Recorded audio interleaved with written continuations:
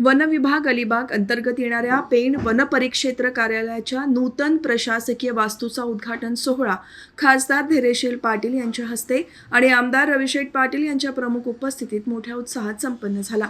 या कार्यक्रमाला उपविभागीय पोलीस अधिकारी जालिंदर नालकुल, भाजपचे रायगड महामंत्री वैकुंठ पाटील, नायब तहसीलदार प्रसाद कालेकर, बाजार समिती सभापती महादेव मानकर, उपवन संरक्षक राहुल पाटील, पेण पोलीस निरीक्षक संदीप बागुल, पोलीस निरीक्षक अभिजित भुजबळ, सहाय्यक वनसंरक्षक भाऊसाहेब जवरे, वनक्षेत्रपाल कुलदीप पाटकर, पेण वनपरिक्षेत्र अधिकारी सपना सोनार यांच्यासह माजी जिल्हा परिषद सदस्य प्रभाकर म्हात्रे, नगरसेवक निळकंठ म्हात्रे, कृषी अधिकारी सागर वाडकर, उद्योजक राजू पिचिका आणि पशुवैद्यकीय अधिकारी प्रमोद गायकवाड यांच्यासह मान्यवर उपस्थित होते।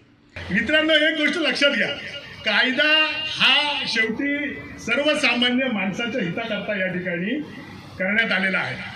ज्यावेळी कायद्याला कोणतरी ट्विस्ट करण्याचा प्रयत्न करतो, बगल देण्याचा प्रयत्न करतो, तेव्हा तो कायद्यामधल्या फटी लबाडांनी शोधून काढाव्यात आणि त्या लबाडांना तुम्ही धरावं आणि ज्या फटी शोधल्यात त्या फटी परत पडू नयेत अशा पद्धतीने परत एकदा कायद्यामध्ये दुरुस्ती व्हावी अशी सातत्यानं प्रक्रिया कायद्यामध्ये या ठिकाणी होत असते।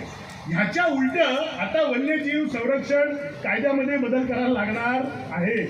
वन्यजीवांचा होणारा तोटा हा पेणकरांना वेगळा आहे, शहरातल्या लोकांना वेगळा आहे, मुंबईतल्या लोकांना वेगळा आहे। त्यांना बिबट्या दिसलं तर भीती वाटते एवढाच आहे, परंतु शेतकऱ्यांना सुद्धा वन्यजीव संरक्षण कायद्यामध्ये असलेल्या अटींच्या मुळे ज्या काही जाचक या ठिकाणी अटी होत आहेत आणि जीवनमानावर ज्यांचा प्रत्यक्ष परिणाम होतोय त्या सुद्धा आता बदलण्याची वेळ खरं तर या ठिकाणी आलेली आहे। मला असं व्यक्तिगत वाटतं, तुम्ही कदाचित बोलू शकणार नाही पण मी लोकप्रतिनिधी असल्यामुळे बोलू शकतो की हे काही नसबंदी करून हा काय प्रश्न काय सुटणारा नाही।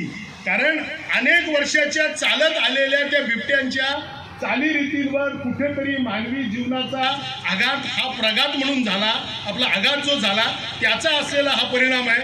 हा केवळ वरवर काही गोष्टी करून या ठिकाणी होणार नाही आणि म्हणून वन्यजीव संरक्षणाच्या संदर्भामध्ये सुद्धा आम्हा मंडळींना वेगळी या ठिकाणी भूमिका घ्यावी लागणार आहे। मी तुम्हा मंडळींना या ठिकाणी विनंती करेन, शेवटी हे सगळे असणारी खाती, निवडून येणारा आमदार, निवडून येणारा खासदार, काम करणारा तहसीलदार, काम करणारा DFO, काम करणारा वनक्षेत्रपाल, ही सगळी मंडळी ज्या सर्वसामान्य माणसाच्या हिताकरता काम करणं अपेक्षित आहे त्या पद्धतीनं आपण ते काम या ठिकाणी केलं पाहिजे एवढीच मी अपेक्षा या ठिकाणी व्यक्त करतो।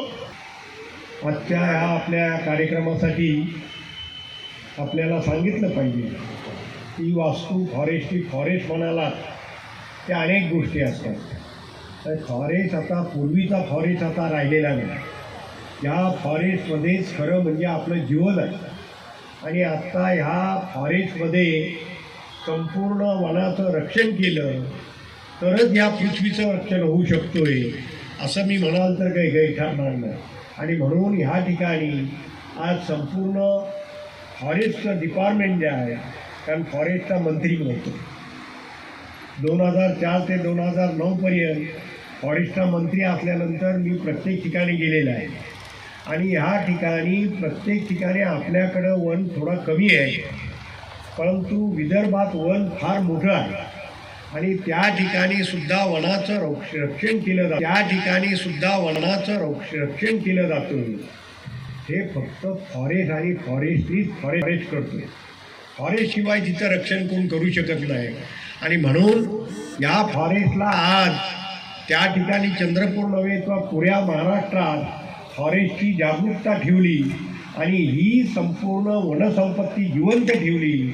या वनसंपत्तीचा उपयोग सर्वसामान्य माणसांसाठी होतोय आणि म्हणून आजच्या या कार्यक्रमानिमित्त आपल्याला सांगितलं पाहिजे, हे दिव्य भव्य असे ही वास्तू आहे, या वास्तूचा सुद्धा उपयोग या ठिकाणी आपल्या संपूर्ण